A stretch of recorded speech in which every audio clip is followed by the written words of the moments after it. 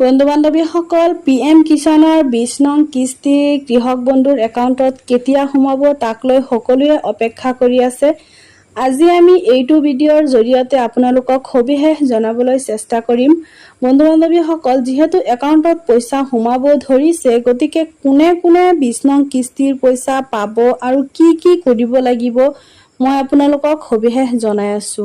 গতিকে আপোনালোকে ভিডিঅ'টো সম্পূৰ্ণৰূপে চাই থাকিব আৰু যদি মোৰ চেনেলটো সাবস্ক্ৰাইব কৰা নাই এতিয়ালৈকে মোৰ চেনেলটো সাবস্ক্ৰাইব কৰি দিব।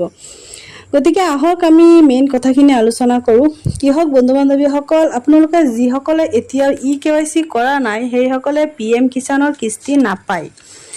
যদিহে আপোনালোকে EKYC এতিয়ালৈকে কৰা নাই, আপোনালোকে অতি সোনকালে EKYC টো কৰি লওক, কাৰণ EKYC টো নকৰিলে আপোনালোকে PM কিষাণৰ পইচা নাপায়।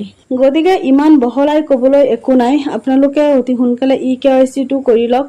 যিসকলে এতিয়াও মোৰ চেনেলটো সাবস্ক্ৰাইব কৰা নাই, মোৰ চেনেলটো সাবস্ক্ৰাইব কৰি দিব, যাতে নতুন আপডেটসমূহ এইটো চেনেলৰ জৰিয়তে আপোনালোকে পাই যাব পাৰে। তো এইখিনি আছিল আজিৰ ভিডিঅ'টোত। ধন্যবাদ।